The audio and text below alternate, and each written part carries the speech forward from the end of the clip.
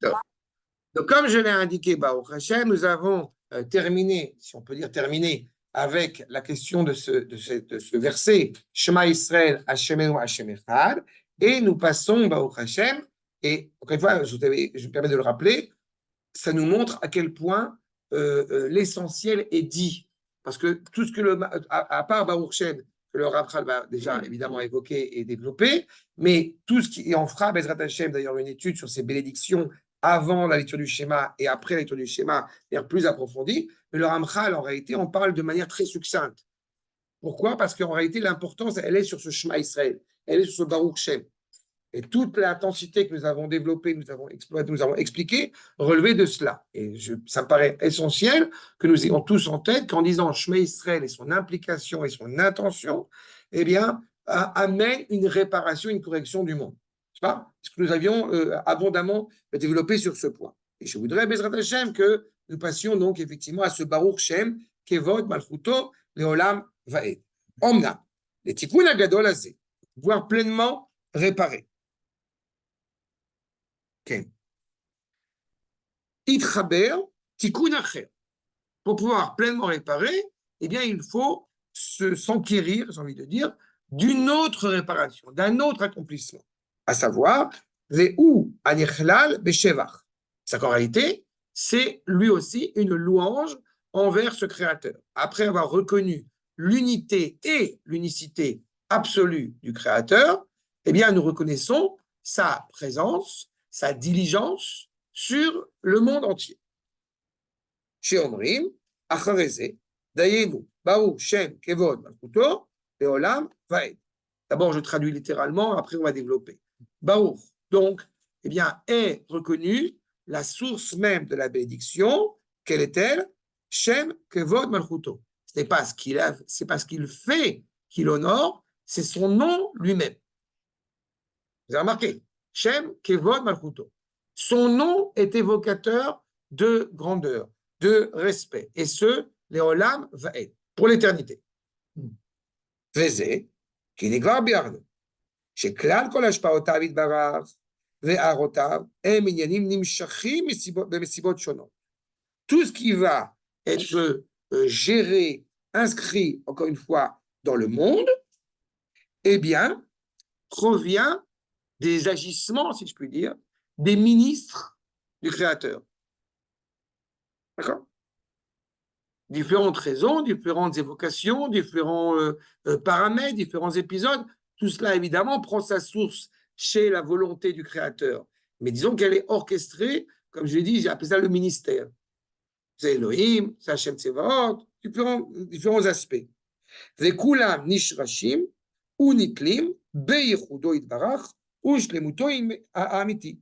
Bien sûr, comme évidemment je viens d'expliquer, nous ne sommes pas, que Dieu préserve, à penser à la pluralité du Créateur. Elohim, il a beau être pluriel, il est un, Hachem ou Elohim.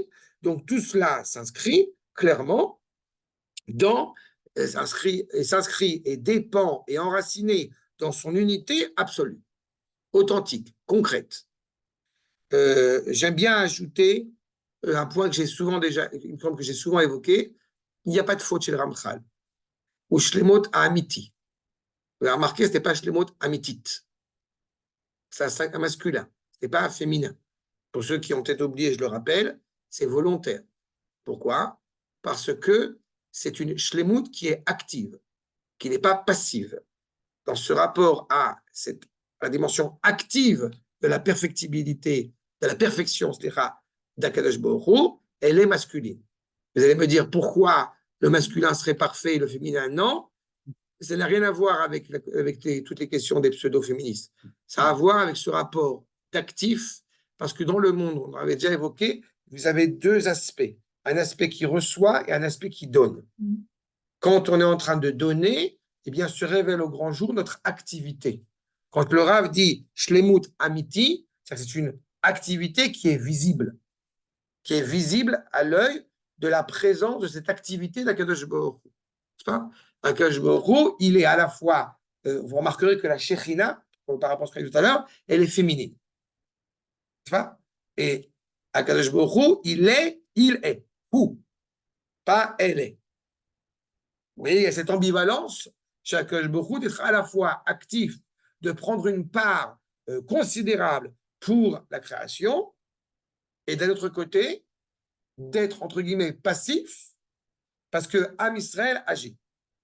Donc il arrive que Akash Baruch est féminin et Am Israël, il est l'acteur, et il arrive que Akash Baruch soit masculin et Am Israël, c'est la fiancée.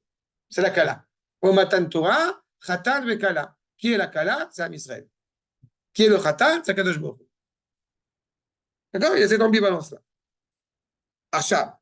Et puisqu'encore une fois, notre objectif est d'être profondément rattaché et de rattacher toute la création, évidemment, à Akadosh Baruch. D'être clairement, d'évoquer clairement que, eh bien, Hachem ou Echad. Veine, Anivraim, Mitnagim, Begilgulim, Shonim. Les créatures se comportent clairement, encore une fois, eh bien, de manière très différente, très variée. Vous avez tous en tête, Ken, il y a le témoignage de cette unité, de cette unicité, qui doit prendre une part active dans la réalité du monde dans lequel nous vivons. Et évidemment, on le dit à voix basse. Pourquoi disons-nous à voix basse? Parce que le monde n'est pas encore à la hauteur de pouvoir le dire à voix haute. Sauf Yaakov Avinu. Comment à pas hauteur avant n'est pas à la hauteur que tu t'es dit? Parce que le dire à haute voix. Il n'est pas encore à la hauteur de dire à haute voix. C'est un témoignage. Tu ne peux pas témoigner que le monde va bien tant que justement le monde ne va pas bien. À moins que tu sois chrétien, mais ça, c'est un autre problème. Justement, qu'est-ce qui se passe à Yom Kippourim? Non, pas grand pardon, c'est la grande réparation. D'accord? Le grand recouvrement. Mais parce que nous rentrons dans un univers qui est au-delà du temps. D'accord? C'est le 10e jour de Tishri, justement, où le Kohen Gadol rentre dans le Kodesh HaKodashim. Il est au-dessus de cette réalité, justement, qui empêche l'ange accusateur de vouloir nous porter préjudice et de rappeler que le monde n'est pas encore parfait. On a une préfiguration. Comme j'ai mal rappelé, le 7e jour, c'est Shabbat, le 7e mois, c'est Tishri.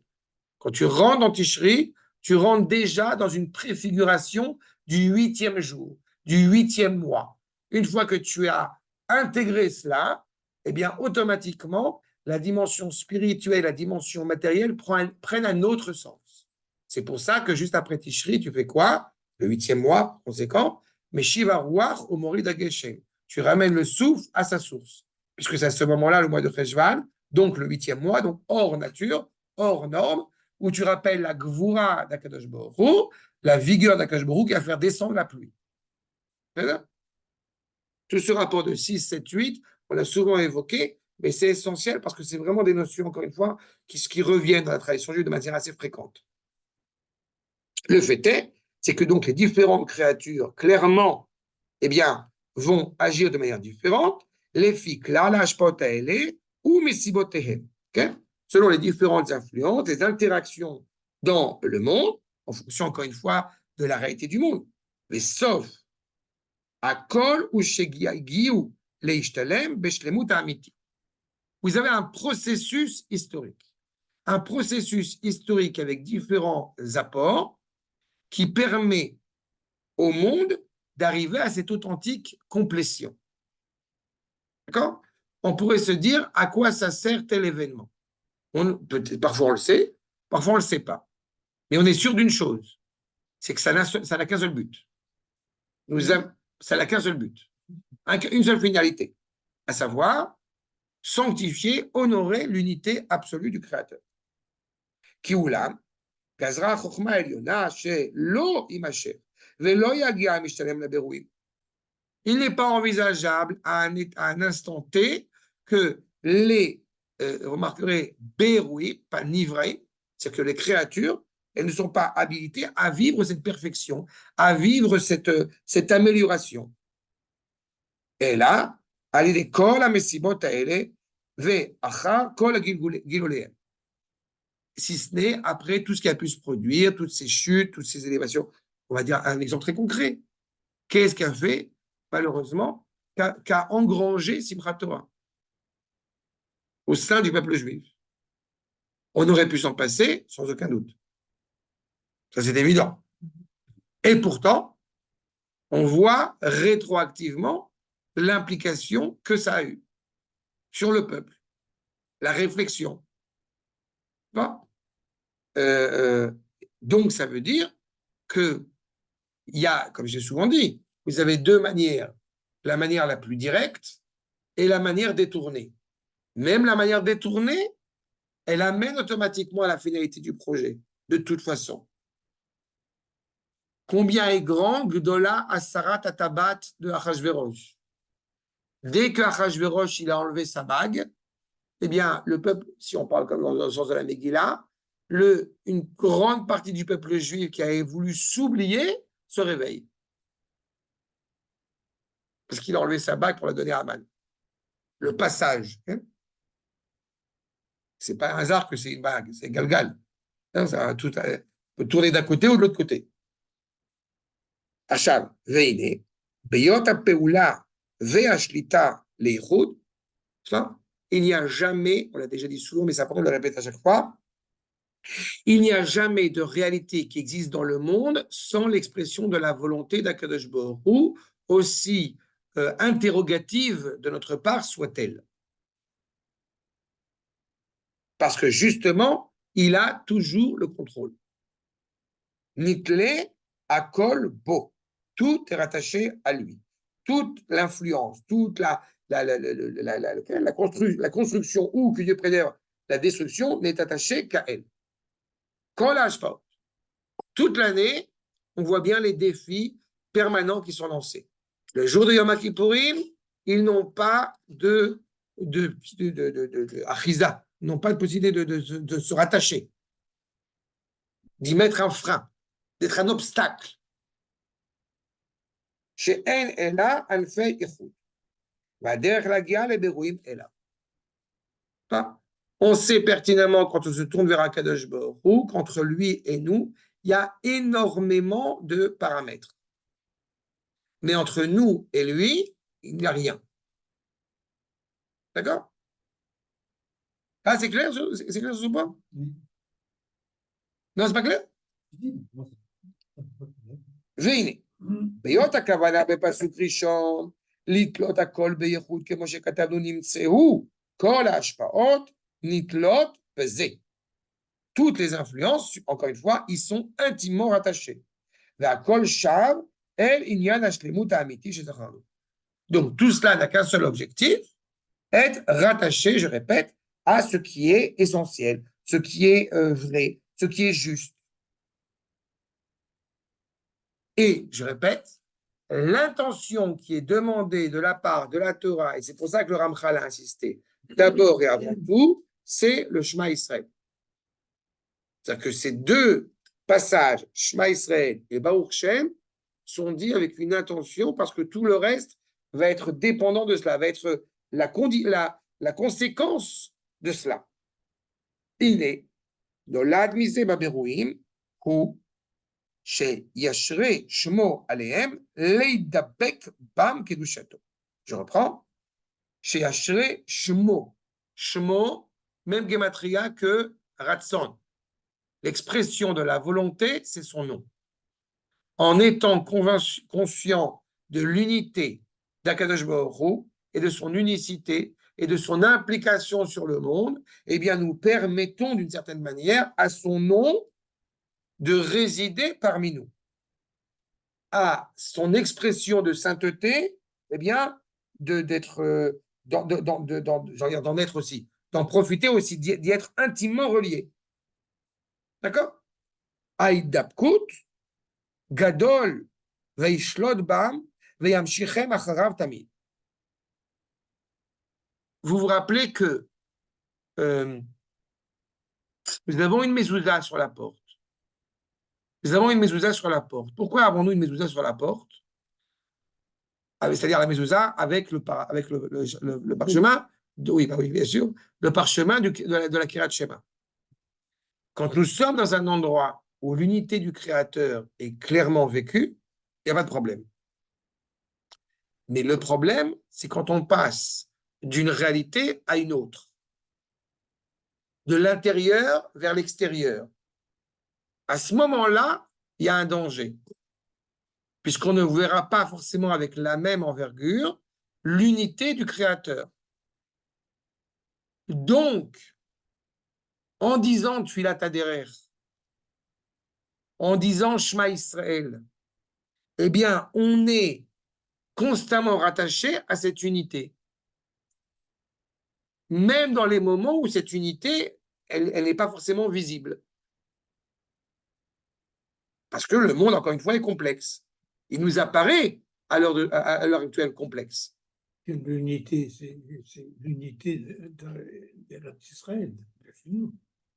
L'unité de la présence du Créateur qui s'inscrit particulièrement sur Eretz Israël, mais pas que. La présence du nom d'Akash Baruch qui est un. D'accord? Okay, on a dit un, unique, absolu et l'unicité. Et encore une fois, Advekut Gadol, Veishlod Bam. Elle aura clairement un contrôle. On est intimement rattaché à elle constamment. On se complète grâce à cette lumière qui nous anime. Je rappelle qu'il nous empêche pas, ce qui ne nous empêche pas d'agir, bien au contraire. Quand on a connu le saumon fumé, alors après, on a du mal à se contenter d'un poisson pané. C'est ça. Vous avez compris l'image? Ça veut dire qu'avec Akadosh Baruch Hu, puisqu'encore une fois, il y a un lien très intense qui se crée, eh bien, on est constamment dans cette recherche de retrouver, encore une fois, presque nostalgique, cette nostalgie de cette unité. D'accord? Et avec, en plus de ça, l'aubaine d'y être, je répète, intimement rattaché. Mais évidemment, il y a plein de soubresauts, il y a plein de péripéties pour retrouver cette unité, pour retrouver cette cohérence.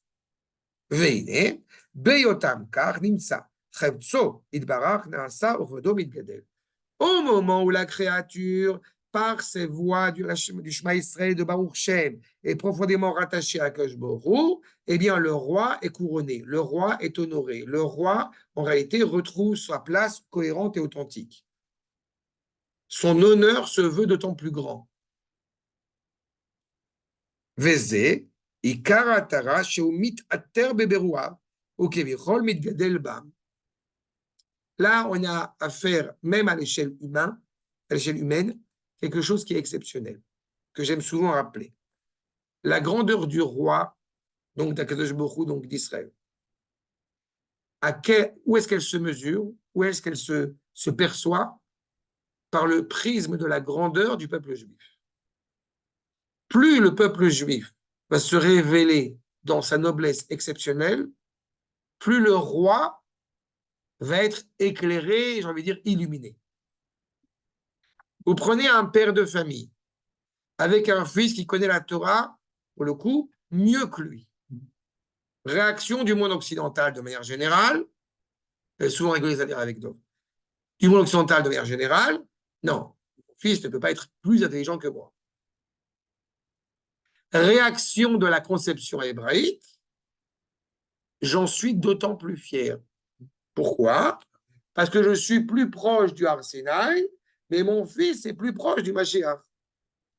Donc, c'est-à-dire que si mon fils connaît plus que moi, mieux que moi, avance, fait mieux, ça veut dire que le monde avance. Il a développé ce qu'il a appris de chez toi. Il a continué. C'est une continuation. C'est une transmission, d'accord. Et c'est en cela où je reprends, je n'ai pas la prétention d'être un Kadosh Baruch Hu, mais c'est là où on retrouve cette même cohérence. Là, on voit la grandeur d'Akadosh Baruch Hu, on voit son humilité. Et oui. Omnam, malheureusement, on voit bien que nous ne sommes pas encore à ce stade-là. Omnam, en adavar hazeh mishtalem, el haberuchanim. On le voit bien dans des dimensions spirituelles, mais on ne voit pas encore la présence, en tous les cas au XVIIIe siècle, certainement pas, la présence extraordinaire d'Israël dans cette unité, encore une fois, du Créateur. N'oublions pas que nous parlons d'une nation. Shema Israël, la nation. ce n'est pas une nation qui est présente exclusivement à la synagogue, c'est une nation qui est présente en tant que nation. Qui naît, M. Théorim ou Kedoshim. Là-haut, les anges tutélaires, si je parle comme cela, les tzadikim sont purs, sont animés par la sainteté. Ou Shmo Itbarach Shoer Alehem, ou Mitkasher Bam Itkashrut Gadol. Évidemment, plus on est animé par la sainteté, plus le lien avec Akadosh Baruch Hu se veut important, se veut vécu, ressenti. Shalom, la karov et la rachok. On dit, n'est-ce pas, on salue celui qui est proche et qui est loin. Mais ce n'est pas seulement proche géographiquement parlant. N'est-ce pas? Exactement. Il y a celui qui est loin spirituellement. Mais s'il est loin, on va le rapprocher. Est-ce que Akadosh Baruch Hu est loin? Non. Mais le sentiment de la personne, c'est que Akadosh Baruch Hu s'est éloigné de moi. Alors qu'en réalité, c'est moi qui me suis éloigné de lui. Vehem nimshachim ima mamash acharav bechol et ou bechol sha.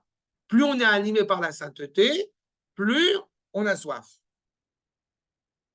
Tu vois? Plus ça nous anime avec encore plus de force. Ugvodo mitgadel ben. Disait Rabbi Shlomo Karlibach. Akadosh Baruch Hu rentre ou on le laisse rentrer. Si tu veux pas qu'Akadosh Baruch Hu rentre chez toi, il rentre pas. Mais assume ce que ça implique aussi. Ach, batartonim, en adavar nishlam. Autant chez les malachim, chez cette réalité supérieure, eh bien, la volonté d'Akadosh Baruch Hu s'exprime avec d'autant plus de force, autant dans la réalité terrestre, qui est donc incomplète, puisque nous ne sommes encore incomplets, mipnei sheinam adain shlemim, ve'ara mitarev bahem, ve'lo yitaharu mimenu. Le manque existe, le mal existe. Dans un autre étude que j'ai donnée, j'ai rappelé l'avantage du temps, c'est qu'il permet de réparer, de corriger. L'inconvénient du temps, c'est que le mal existe. À l'époque de Noach, Akadosh Baruch Hu a réduit le nombre d'années sur Terre. Parce que si tu es moins d'années sur Terre, tu as moins de chances de faire des bêtises. Tu vois? Et maintenant, on retrouve la Atlat, Baruch Hashem, des années qui s'allongent. Aujourd'hui, je sais que ce n'est pas cette étape que j'ai dois l'expliquer, mais aujourd'hui, 60 ans, c'est pas vieux. Mais il n'y a pas si longtemps que ça, 40 ans, c'était vieux. Si tu dis 30 fois par an pour faire toute l'année Shema Israël, c'est pas beaucoup. Il faut entendre 360. 88 ans. J'aurais beaucoup à te dire là-dessus, mais on va laisser tomber ça.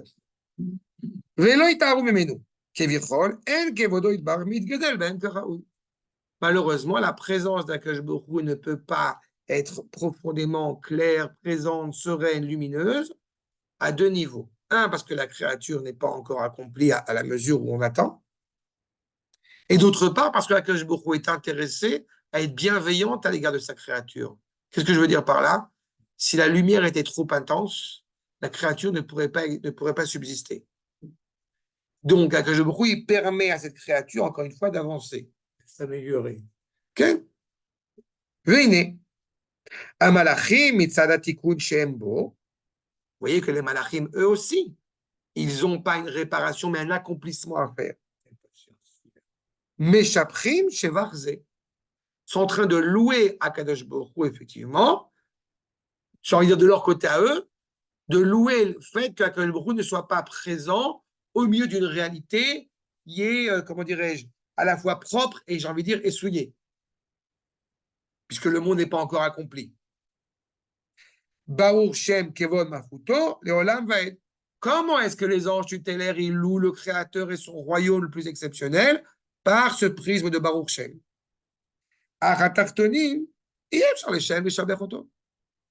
y a des guerres, il y a des problèmes, on n'est pas parfait à titre individuel. Donc, on ne peut pas louer réellement la grandeur du Créateur à l'échelle de son royaume qui serait présent, puisque malheureusement, on voit bien que le monde autour de nous, ça serait un témoignage mensonger. Qui est une âme réouim lésé. On n'est pas encore prêt pour cela. Velo Hashem, Shoré Alem Karaoui. D'accord? On voit bien ce qui se passe à l'échelle de la nation hébraïque actuellement.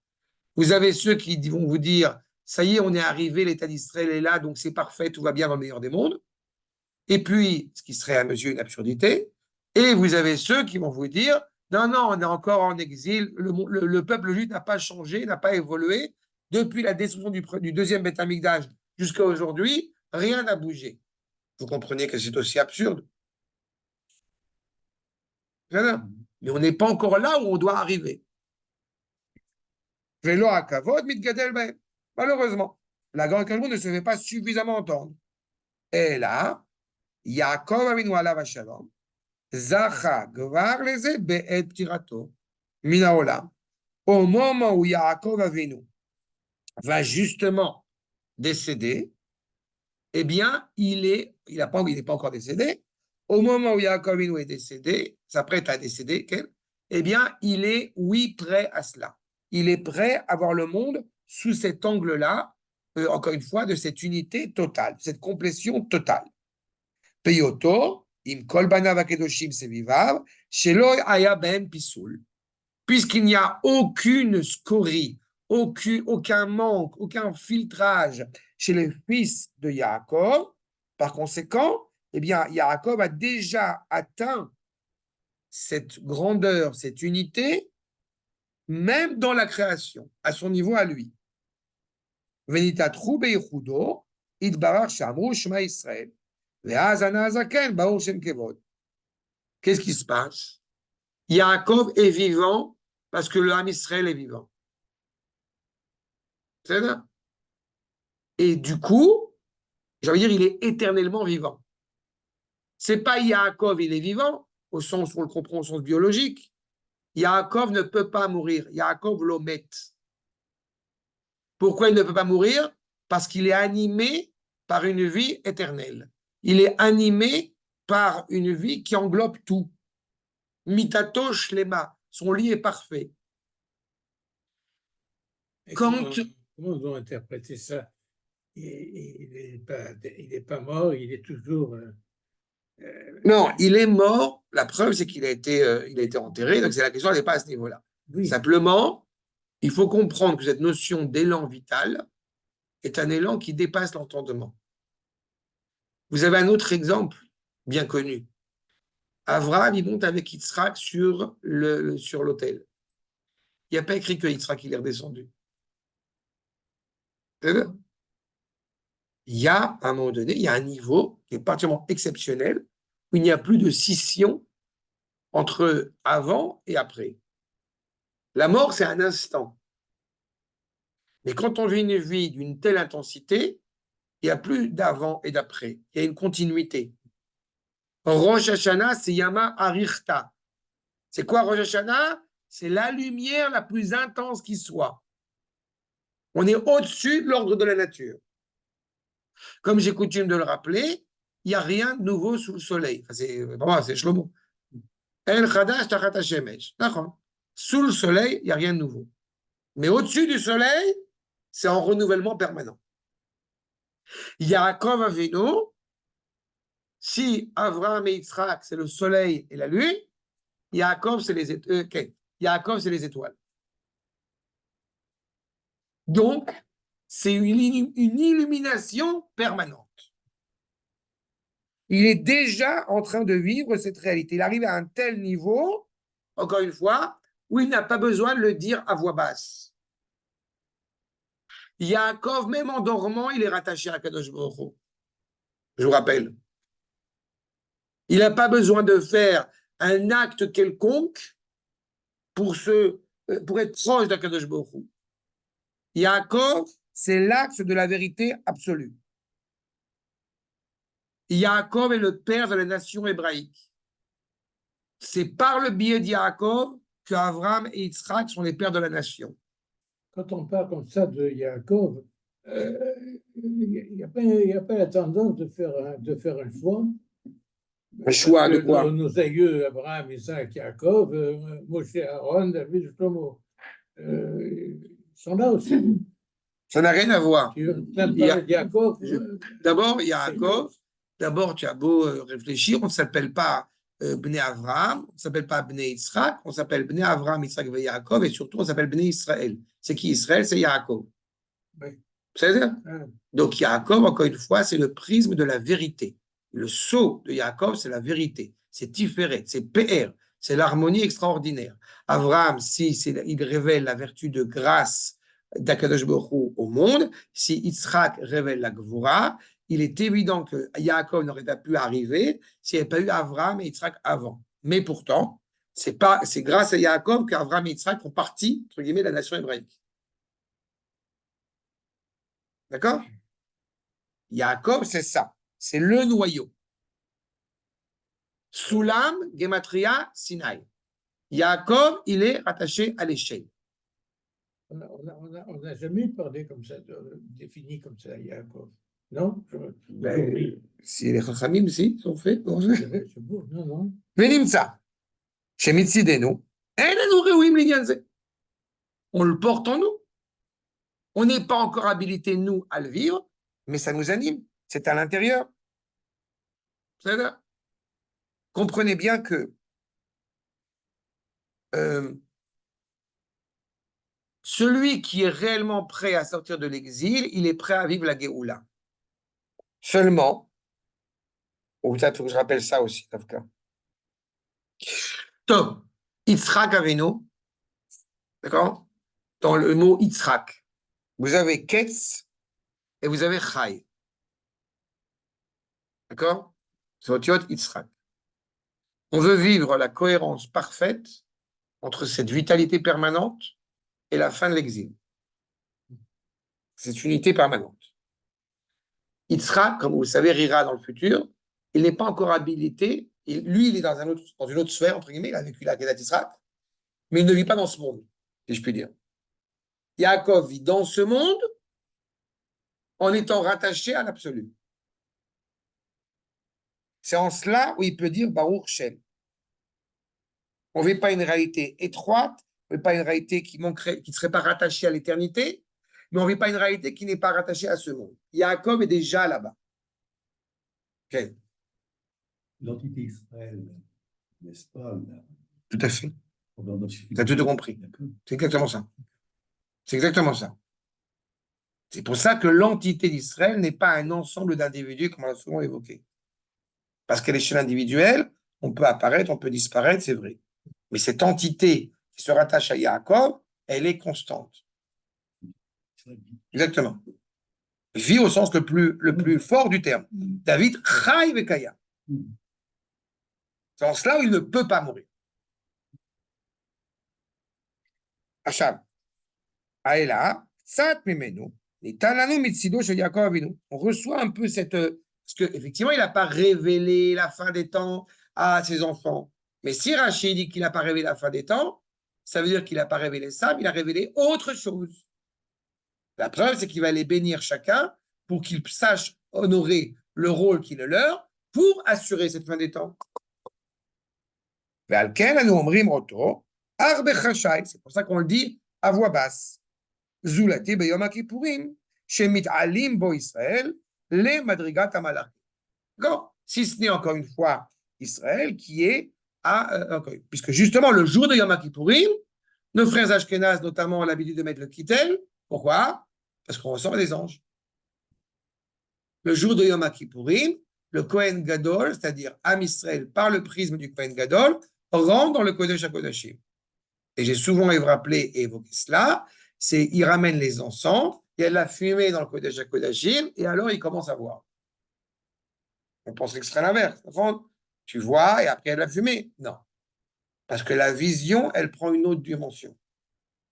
Elle prend une autre tournure. On voit l'éternité. J'ai besoin de rappeler que ce qu'a dit Exupéry à Kadosh, c'est bon, vous avez en tête. C'est bien. L'essentiel est invisible pour les yeux. D'accord? Ce qu'a dit Exupéry à Kadosh. Exupéry à Kadosh. D'accord? Ou comment chez Never, Bemakom. C'est dans tous les cas. Ok. Voilà. Poursuivons. 8e paragraphe. Omna. Shara parashiot, iné, em ashlamat zainian. Vous voyez, les autres parachiotes qui vont être évoqués, c'est-à-dire les 3 paragraphes du schéma, sont en réalité la continuité, l'accomplissement de tout ce qui a été évoqué jusqu'à présent. Venichla lainian, et shlosha ikarim. On va résumer cela en 3 points essentiels. Les 3 parachiotes, chacune d'entre elles, met en évidence un point essentiel face à ce royaume, encore une fois, animé par l'unité du Créateur. Premier paragraphe, Kabbalat ol malchut malchuto ve'avato. Premier paragraphe, recevoir le joug divin et reconnaître l'amour qu'il nous porte. La preuve, c'est que si, encore une fois, justement, tu mets les mezuzot, tu étudies la Torah pour être rattaché à ce lien qui t'anime. Deuxième point, Kabbalat ol mitzvot. Et enfin, Zechirat Yetziat Mitzrayim. Deuxième paragraphe, tu reçois les mitzvot, tu sais qu'il va pleuvoir parce que tu as fait les mitzvot, donc c'est clair qu'on sait l'importance des actes que nous commettons. Et troisième paragraphe, évidemment, qui est évoqué, puisque 2 fois par jour, nous avons l'obligation de nous remémorer la sortie d'Égypte. Comment tu t'acquis de cette mitzvah de Horaïta de la sortie d'Égypte? Par le prisme de la lecture du schéma. Mais le Rav va encore une fois développer ces 3 points dans les paragraphes suivants. Aparasha Rishona, Ba'it kaven Adam leitchazek be'avato yitbarar bechol tnaya, tayenu, bechol levavecha, ou bechol nafshecha, ou bechol meodecha. Voyez, 3 points. Le cœur, ton âme, ta dignité, et un peu plus. Le cœur, on comprend les 2 parties du cœur. La partie qui va justement contre lui et la partie qui va avec lui. C'est l'authentique liberté. Va Yetzer Adam, avec 2 Yud, pour mettre en évidence qu'il y a 2 Yetzarim au sein, encore une fois, de l'homme. Donc, on doit aimer Akash Baruch Hu, pas Bechol Libecha, pas Bechol Libo, mais Bechol Levavo, avec 2 bêtes. Deuxième point, Nafshecha. Nafshecha, c'est-à-dire qu'on est prêt, clairement, à donner sa vie à Akadosh Baruch Hu. Mais Sirut Nefesh. Enfin, troisième point, Bechol Meodecha. D'accord? C'est l'argent. C'est de l'argent. Tu veux donner, si je prends son pshat, tu es prêt à tout donner à Akash Baruch Hu et un peu plus. C'est-à-dire, il ne serait pas envisageable qu'un juif dise c'est bon, j'ai fait ma béa de la journée. Comme si on avait une expression qui me fait beaucoup rire en hébreu, les samnev. C'est pas de l'hébreu traditionnel, rassure-toi. C'est la saute vie, exactement. D'accord? On a fait vie, on a check. Voilà. Non. Ou les hamshir, et arat dushato idbarach, ve ol malchuto, idbarach, levana, vechol tzetzav. Évidemment, le souhait qu'on aimait tous, c'est que ce que nous recevons va être retransmis aux générations suivantes. Et ne croyez pas, parce que vous êtes grands-parents, que ça y est, vous avez fini votre travail. Non, c'est pas vrai. Il y a une bénédiction du père vis-à-vis de son fils, il y a une bénédiction du grand-père vis-à-vis de son petit-fils. C'est parfois délicat, parfois on voit bien, on a tous vécu des réalités qui sont attristantes, mais c'est ce qu'on essaie de dire dans la Kriyat Shema. Et je me permets de dire que c'est pas que vis-à-vis de ses enfants, c'est vis-à-vis aussi de ses élèves. D'accord? Ce rapport de père à fils, c'est pas qu'un rapport de père à fils, un rapport de maître à élève. Qu'il soit plus jeune ou plus âgé que vous. D'accord? Je ne parle pas pour vous, parce que vous êtes relativement jeune, mais je parle pour eux. Tu as répété, tu es revenu. Chanot, on répète les choses à tes enfants. Ou leitaken bechol bechinot matzavo gelada. D'être réparé, d'être accompli dans toutes les mesures, dans toutes les réalités, clairement, de l'homme. Daïno, beshivtecha, beveitecha, ublertecha. Que dit ici, en réalité, le Rav, d'après ces 3 mots de la Torah, on sait pertinemment que physiquement et mentalement, l'homme est encore une fois dans une dynamique perpétuelle. Beshivtecha, quand on s'assoit, beveitecha, quand tu es chez toi, et blertecha, quand tu es sur le chemin. Vous comprenez que cette notion de être sur le chemin ou d'être dans ta maison, Cette stabilité n'est pas qu'une maison physique.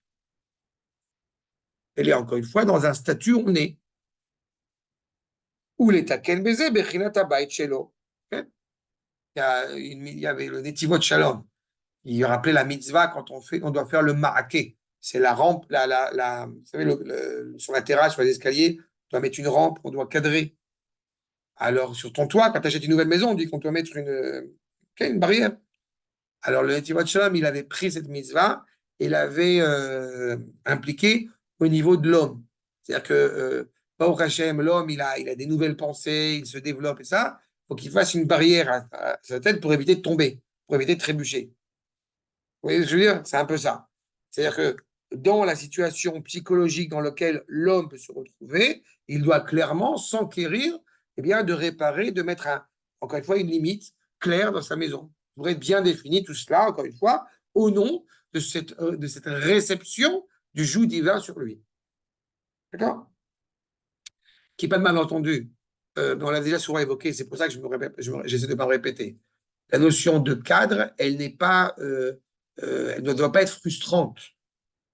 Elle est là pour permettre à l'homme de se développer avec d'autant plus de force. D'accord? Certains, on l'a bien vu, et c'est vrai à n'importe quel âge, pensent qu'effectivement, plus il y a des libertés, plus on est libre et plus c'est vrai. C'est pas vrai. Plus, au contraire, on sait exactement sur quel cheminement on va, plus notre stabilité n'en sera que beaucoup plus grande. Mais il faut profondément, les limites, elles se repoussent constamment. C'est un renouvellement permanent. Mais il y a un cadre. Oui, sinon c'est un enfermement. Exactement, exactement. C'est qui a vu la catastrophe. La vue. Ça s'empêche. La mousse. Voilà. La deuxième paracha. Achakaf, mais kabel alav ol mitzvot. Donc après cela, évidemment, une fois qu'on a bien reconnu, comme j'aime bien en hébreu, la kir velo kir, à la fois connaître et à la fois reconnaître, à Kadosh Baruch Hu, on prend sur soi le joug des mitzvot. Ve aya im shamoa. Achakaf, maskir yetziat mitzrayim, ou le parashat tzitzit. D'accord? Deuxième paragraphe, clairement, où on évoque justement les devoirs et les implications de l'homme vis-à-vis du Créateur. À partir du moment où on reconnaît clairement le roi, on peut reconnaître ses décrets. Du coup, est-ce que on pourrait éventuellement faire ces mitzvot sans reconnaître le roi? Réponse, non. Est-ce que ça veut dire que quand on a mis les tefilines dans un stand Chabad à un coin de la rue, est-ce que Baruch Hashem, on est tranquille? Non. Mais on ne peut pas reprocher, ni négliger, ni mépriser cela. Vous voyez la nuance? Mais il est évident qu'il importe de manière impérative d'abord de s'enquérir, de connaître et reconnaître le roi. Ce que malheureusement le Ramchal, et pas que lui, le Nefesh HaChaim aussi, s'en attriste, à savoir que pendant des générations, les gens n'ont pas étudié et n'étudient pas la Emouna. Quand ils montent les tefilines. D'accord, n'ont pas étudié la Emouna. Qu'est-ce que ça implique qu'ils n'ont pas étudié la Emouna? Ça veut dire qu'on a pensé qu'on rencontrait Akadosh Baruch Hu uniquement autour d'une petite cuillère lait qui est tombée dans une casserole de viande. Au-delà de ça, ça ne nous intéresse pas. Le Ramchal, le Nefesh HaChaim, Rabbeinu Bechaye, le Maharal de Prague et d'autres, et j'en passe, étaient profondément attristés par cela, parce que l'homme ne rencontre pas Akadosh Baruch Hu dans sa profonde intimité, dans son profond lien à lui. Et vous voyez que la Kriyat Shema met en évidence le fait que d'abord il faut reconnaître le roi, et c'est parce qu'on reconnaît le roi que nous sommes aptes à appliquer ses décrets. Ça se traduit concrètement par ça et par les tzitzit. D'accord? Okay. Je disais que souvent, j'observais discrètement certaines personnes tous les jours porter des tefilines au coin dans la rue, ici. Tu crois que l'émotion devait porter ces gens qui le font dans la rue, leur font oublier qu'ils le font, qu'ils pensent au roi, ils savent. Ils n'oublient pas, ça, c'est pas juste un mouvement, le mouvement de porter tefilines. Je sais que tu as un bon séfarade et à chaque fois que tu me parles de Dieu, tu parles d'émotion. C'est très sympathique, non, mais à Kadosh Baruch Hu, ce c'est pas de l'émotion. Peu importe, il n'y a pas de mauvais sens et de bon sens. Même dans le bon sens du mot, ce n'est pas suffisant. C'est-à-dire, ce n'est pas suffisant. L'émotion, c'est quelque chose qui est important, mais qui n'est que le serviteur de celui que nous servons. C'est très important, mais c'est une notion, encore une fois, dans le monde moderne dans lequel nous vivons, tout est mesuré par l'émotion. Si tu ressens, c'est bien, c'est vrai. Si tu ne ressens pas, c'est faux. Et c'est pour ça que je m'y oppose. L'émotion, elle fait partie d'une réalité, mais être en extase, je suis persuadé qu'un juif, quand il part à Ouman, il est sincère dans son exaltation. Ça ne veut pas dire que c'est justifié de partir à Ouman. C'est-à-dire, Mais c'est peut-être un commencement, celui qui porte les téphilim. je ne parle pas de commencement ou pas commencement. Je dis les choses telles qu'elles doivent être. Comme je l'ai dit, je ne suis pas méprisant avec cela. Je dis simplement que ce n'est pas le cheminement que, encore une fois, nos maîtres nous ont enseigné. Mais je comprends tout à fait que si on commençait à attendre d'avoir étudié Derech Hashem, le Kuzari et Mama et je ne sais quoi d'autre pour pouvoir commencer à mettre les tefilines, on ne va pas s'en sortir. Mais il est certain qu'il y a un obstacle, il y a un trou qui s'est posé à un moment donné, qui fait qu'on vient de retrouver une cohérence. Comme disait Manitou, on croit que plus on a de livres, plus on sait. En réalité, c'est faux. Le fait qu'on ait besoin de livres, c'est parce qu'on sait moins. Donc, on est obligé aujourd'hui d'avoir des livres. C'est pas qu'il faut empêcher les bibliothèques, au contraire. Mais on est obligé aujourd'hui d'avoir des livres pour se réapproprier ce que nos aïeux dans le désert du Sinaï savaient déjà de manière instantanée. C'est clair? Les téphilim, alors, bon. Maintenant, ce n'est pas un sujet sur les tefilines. J'ai cité ça à titre d'exemple par rapport au lien. C'est important, les téphilim. Évidemment que c'est très important. Mais j'aurais beaucoup de. Mais c'est un sujet à part entière. Ce n'est pas le sujet maintenant. Voilà. Et la troisième paracha, donc, Aïnou, qui est né. Yetziat Mitzrayim היה תיקון גדול, שנתקנו בו ישראל, ונשאר הדבר לנצח. La sortie d'Égypte, peu importe ce que nous avons traversé et ce que nous traversons à travers notre histoire, est non seulement un événement considérable, mais il nous a marqué pour l'éternité. Ça veut dire qu'il y a un bouleversement dans la création de manière générale, avant la sortie d'Égypte, après la sortie d'Égypte. Il faut toujours avoir en tête, à titre d'exemple, que l'esclavage n'était pas vécu comme quelque chose de problématique avant la sortie d'Égypte. Ça ne veut pas dire qu'après la sortie d'Égypte, il n'y ait plus d'esclavage. Vous verrez qu'il y en a. Bien sûr qu'il y en a. Mais on prend conscience qu'il y a un problème. Bon, alors on va essayer d'adapter les choses. Bien plus tard, on va dire oui, c'est pas bien qu'un homme soit un esclave. Mais comme le noir n'est pas un homme, donc ça passe. Non, je ne vous dis pas ce que je pense. C'est pas, vous avez compris, non, mais c'est vrai ce que je vous dis. Regardez le delta, là, comment dire, le triangle d'or, c'est comme ça qu'on appelle ça? Le marché des esclaves. J'oublie comment s'appelle le terme. Et il faut voir, le bon chrétien qui croit dans la Bible explique que le noir, évidemment, selon ce qu'il avait reçu d'Aristote lui-même, et ce qui justifiait, évidemment, ce comportement absolument outrageux, affreux. Le fait est, c'est que justement, Aïnou qui ma'achar chatot shel adam harishon, nishar eneshut kulo mekulkal. Comprenez bien ici parce qu'il y a un détail que le Ramchal ne dit pas et qui est important. Vous avez la faute du premier homme et vous avez le renvoi du premier homme du Gan Eden. Akadosh Baruch Hu, on a toujours dit, il anticipe la guérison à la maladie. Si la maladie, si je puis dire, c'est le fait d'avoir commis la faute, alors il fallait qu'Akadosh Baruch Hu anticipe la guérison. Donc, en réalité, l'histoire, ce renvoi du Gan Eden, n'a qu'une finalité positive, à savoir nous ramener à la fin des temps au Gan Eden, par notre propre liberté, par nos propres volontés. Mais en attendant, puisque c'est le temps et c'est ça le défi, cela nous demande de s'élever continuellement. Toutes les fêtes sont des demandes, sont des attentes d'élévation de la part de la créature. Alors que Purim, mais mettez-le de côté, c'est justement une fête qui restera immuable pour l'éternité. Telle qu'on la pratique aujourd'hui, demain on la pratiquera de manière exactement la même. C'est intéressant, mais c'est un sujet à part. Que je mets juste en évidence, c'est le fait qu'il y a des fautes que nous pouvons avoir à notre actif, parce que nous faisons, Et j'ai envie de dire, il y a une déformation naturelle qui nous est inhérente.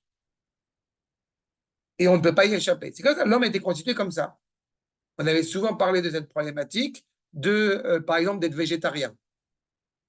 D'accord? Végétarien en soi, ça peut être une bonne chose. Mais quand Akash Baruch Hu a décidé qu'il était important que l'homme consomme de la viande actuellement, c'est parce que cela lui est nécessaire, pas seulement physiquement, lui est nécessaire pour orienter un instinct de cruauté qui pourrait l'animer. En mangeant un agneau, ça t'évite de manger ton voisin.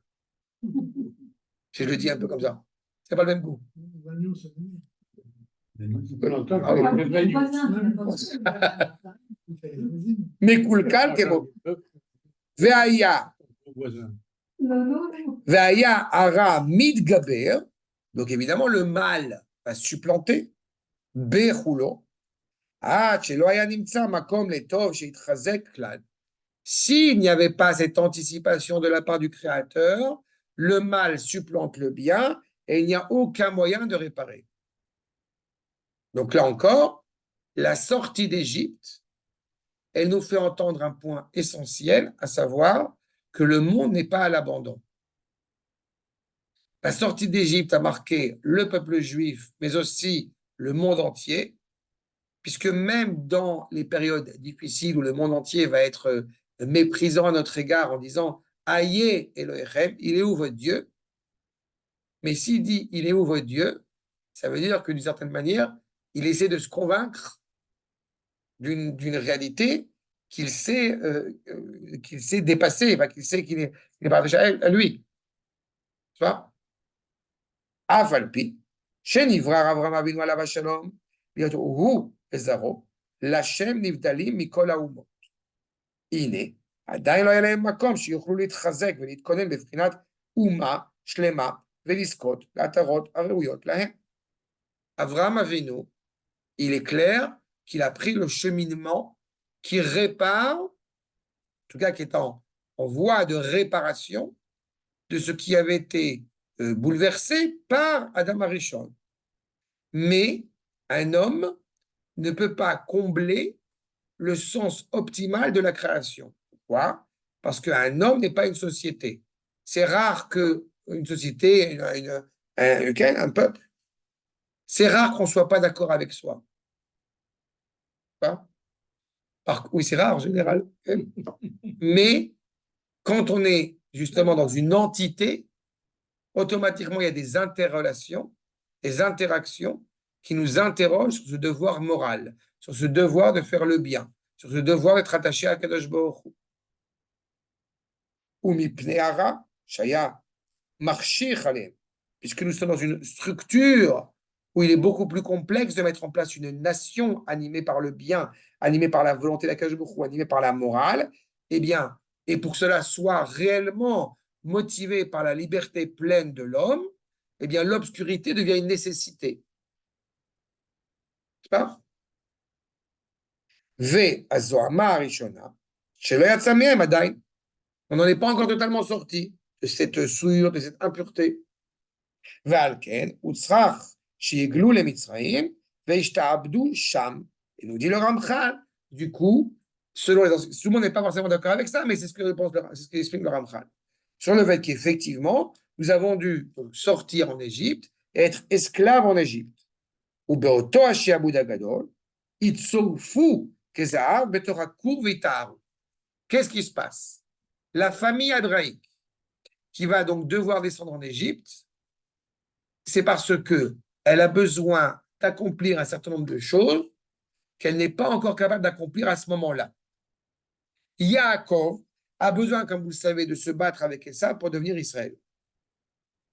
Ça veut dire que si Yaakov ne s'était pas battu avec Esav, il aurait entretenu un manque qui aurait en tout cas attardé la possibilité d'être Israël. Le Ham Israël doit se constituer en tant que nation. C'est une famille qui descend en Égypte. Puisque notre origine est profondément attachée au Beth Midrash, Yaakov Yoshev Ohalim, donc notre nature profonde n'est pas de mettre en place une nation. Et dès que nous nous installons comme nation, nous avons un conflit. Donc, nous avons besoin, a priori, d'apprendre comment la nation la plus élevée, surtout à l'époque de fait politique de la société, eh bien, est capable de se concevoir, de mettre en place une économie pour pouvoir apprendre. Et une fois que nous avons appris, nous rentrons chez nous. Et nous constituons une économie authentique animée par la sainteté. Seulement, qu'est-ce qui s'est passé, comme vous le savez? Bah, une partie du peuple juif, elle a oublié qu'elle n'était pas chez elle. Avant même le dispersement. Même en Égypte, ce pas. C'est pour ça qu'il a pris l'image du creuset. Il faut nettoyer l'or. L'or où il y a des scories dessus. D'accord? Veine. Chez Gazman Araoui, ça y est. L'embryon, il est prêt. Ça nous permet, encore une fois, d'être toujours conscient, puisque Akash Guru, c'est le maître des lieux, qu'il y a un sens à l'histoire. Quand l'embryon est prêt, il sort de la matrice égyptienne, bien évidemment. כשהגיע הזמן הראוי, חיזק אדון ברוך הוא את השפעתו והערתו על ישראל. Akadosh Baruch Hu, eh bien, s'est révélé au sein du peuple juif et les a libérés du joug de l'esclavage. Je rappelle quand est-ce qu'a eu lieu ce moment-là, vraiment important, décisif, à Rosh Hashanah. À Rosh Hashanah, nous avons cessé d'être esclaves en Égypte. On n'est pas encore sortis, mais on a déjà cessé d'être esclaves. Et vous remarquez, c'est en cette même période qu'on libère les esclaves. C'est intimement attaché. Donc, il a arrêté, il a imposé au mal qui était devant eux. Toutes les plaies d'Égypte, elles vont mettre en évidence la distinction essentielle entre Israël et les nations. Faire la Kirat Shema, puisque c'est reconnaître que le Créateur est un, c'est aussi reconnaître bien évidemment que la créature, Israël, est une. Ce qui avait déjà été évoqué par le billet de Shema Israël. On se rappelle, les différentes tribus qui laissaient entendre que peut-être chacune d'entre elles serait Israël à part entière, uniquement, exclusivement. En disant Shema Israël Hashem Elenu Hashem Echad, on a mis en évidence que toutes les parcelles, toutes les franges de la nation hébraïque sont Israël ensemble, uniques. Comme Akadosh Baruch Hu est un et il apparaît pluriel, Am Israël est pluriel, mais il est un. Goy Echad Baaretz. Yeshno Am Echad Mefuzar Mefurad. Unique et uniquement. Okay. Seul. Il est un. Ensemble. Okay. Un et unique. V. Rimem Otam. Il les a élevés. Mina Shivut Shayuba. Ve'elam Alav. Les a, encore une fois, profondément révélés, justement, au monde. Leur a donné vie, leur a donné naissance, leur a donné, encore une fois, le sens qui était inscrit déjà à l'origine en eux. Venimsa Geuli Minara Geulat Olam. Ça veut dire que pendant 2000 ans d'exil, on aura toujours une petite voix intérieure qu'on va essayer de recouvrir, parfois certains parmi nous, mais on a toujours une petite voix intérieure qui nous dit on veut la liberté, la vraie liberté. L'an prochain à Jérusalem, comme expression. N'est-ce pas? Qu'ont fait les réformés en tout premier lieu, en Allemagne, ils ont enlevé l'aspiration au retour à Sion. Qu'est-ce qui va rester des réformés? Qu'est-ce qui reste déjà aujourd'hui des réformés? De moins en moins de choses. On veut couper cette notion de liberté au peuple juif, automatiquement, eh bien, que Dieu préserve, on meurt. En tout cas, pas le peuple juif, mais certains individus au sein du peuple juif, puisque le peuple juif ne peut pas mourir. Ça demeure une tristesse. Ou Misham Be'ala, ou Kumul et Umash Lema, de Vukabo Idbarach, ou Mitateret Bo. La suite de l'histoire, on la connaît. On est devenu une nation, on a fait le Beth Amikdash, on a le Makadosh Baruch Hu au centre, mais ça veut dire que ce sentiment de liberté, eh bien, est essentiel à la nation même hébraïque. C'est un souffle que nous a insufflé Akadosh Baruch Hu lui-même. Comme j'ai coutume de le formuler ainsi, quand on commence à voir le noir, c'est qu'on n'est plus aveugle. Eh bien, ce sentiment-là, il est inaltérable au sein de la nation hébraïque. Quand tu as connu quelque chose d'absolument extraordinaire, eh bien, tu seras en permanence en espérant le retrouver réellement. C'est cette liberté-là. En se remémorant la sortie d'Égypte tous les jours, c'est un événement qui nous reste marqué, encore une fois, à vie, pour l'éternité. Et non seulement qui reste marqué, mais en apprenant aussi que chaque année, on sort un peu plus d'Égypte. Arsham. Et voilà ce que nous dit le Rambam, justement sur l'utilité, la valeur de ce souvenir. Ine, zetikun, shenitkan leolamim kemoshe katavnu. Puisque la mitzvah de se rappeler de la sortie d'Égypte, eh bien, elle est donnée pour l'éternité. Il y a 50 on dirait portes, 50 ouvertures de la Bina. D'accord? La Bina, c'est quoi? Cette capacité constante à bien distinguer une réalité d'une autre, le vrai, le faux du vrai, etc. Question pourrait être intéressante. Combien de fois apparaît le mot de Yetziat Mitzrayim dans la Torah? Je vais vous aider. 50 fois. C'est ça? Parce que c'est exactement cela. 50 portes de la pureté ou d'impureté que Dieu préserve. Rappeler la sortie d'Égypte autant de fois dans la Torah, c'est pour mettre en évidence, encore une fois, cet accès à l'authenticité, à la vérité. Et vous comprenez bien que, comme Yaakov, le sceau de Yaakov, c'est la vérité, donc il y est déjà. Vous vous rappelez quand même que dans le Midrash, Yaakov, il a planté des arbres en Égypte, avec un seul but. N'oubliez pas de les ramener en Israël. N'oubliez pas de construire les Mishkan avec ça. Donc il est descendu en Égypte. Pourquoi? Pour qu'on s'en sorte. Alors qu'à l'époque de Yaakov, évidemment, on est loin de sortir d'Égypte. Parce qu'on n'est même pas encore en esclave en Égypte. Et les étiquettes, j'ai dit quand même que moi j'ai katavnu, vekol atovot, chez Guillaume, chez Magim Lanu, kula tluim bo. Comme on parle de la sortie d'Égypte et le souvenir de la sortie d'Égypte, c'est ce qui nous pousse à chaque génération, concrètement et spirituellement, de sortir d'Égypte. Je me permets de vous rappeler, par la même occasion, puisque, voilà, Herzl, il utilise à plusieurs endroits dans l'État juif, pas dans l'État juif plus, mais dans l'Actaïlon plus, le terme de Yetziat Mitzrayim.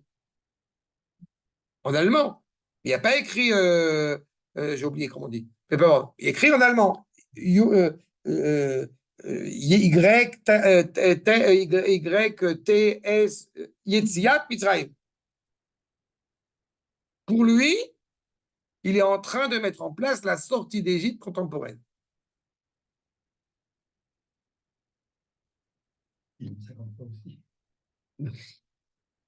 Non, mais ça montre bien, encore une fois, à quel point cet événement est un événement formateur, fondamental. J'ai dit aujourd'hui dans un cours, n'oublions pas que bientôt la nouvelle année. C'est important de le savoir. C'est quand la nouvelle année? C'est Nissan. À Nissan, on se dit Shana Tova. C'est le premier mois de l'année. C'est l'anniversaire, la naissance du peuple juif.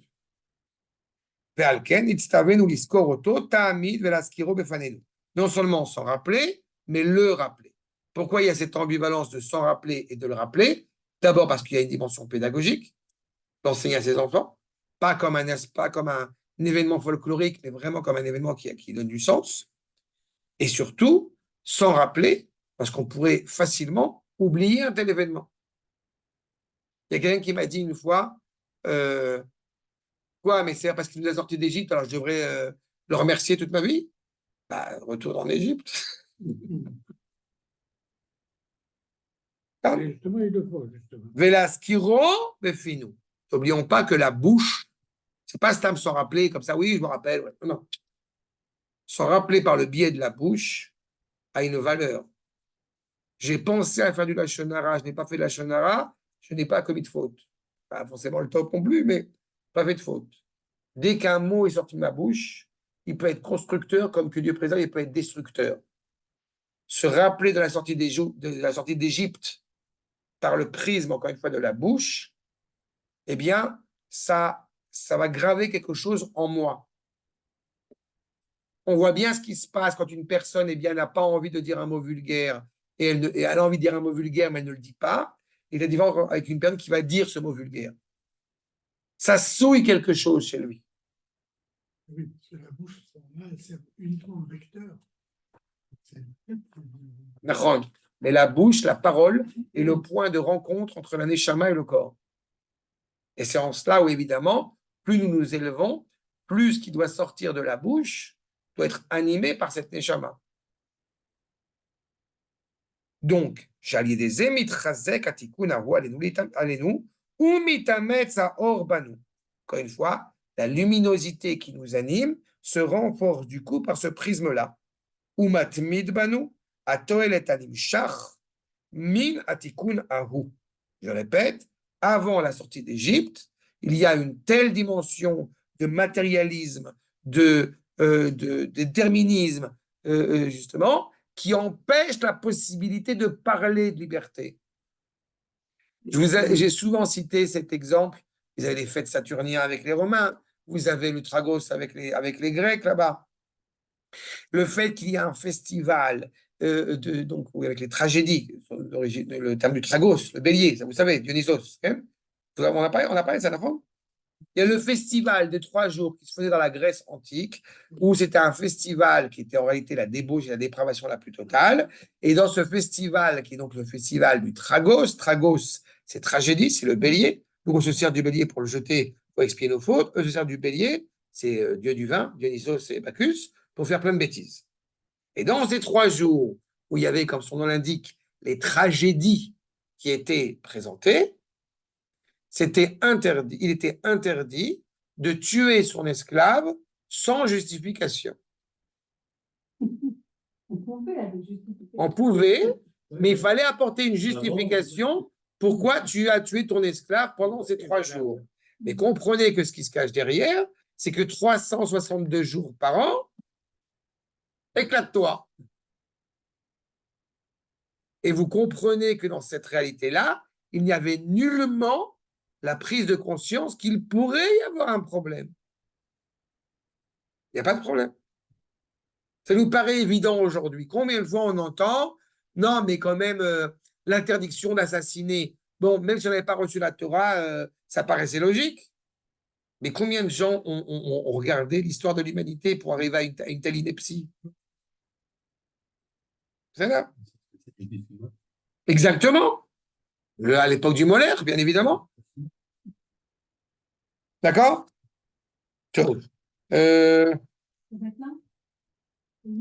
Ouais, on va reprendre. On finit à You la semaine prochaine. Ça vous embête? Ça va? Ça vous va? Tov Bezrat Hashem. Et bien sur ce, je vous souhaite le meilleur. Purim Sameach Bezrat Hashem. Et à la semaine prochaine. Merci beaucoup. Purim Sameach. Purim, ça avec plaisir. 19.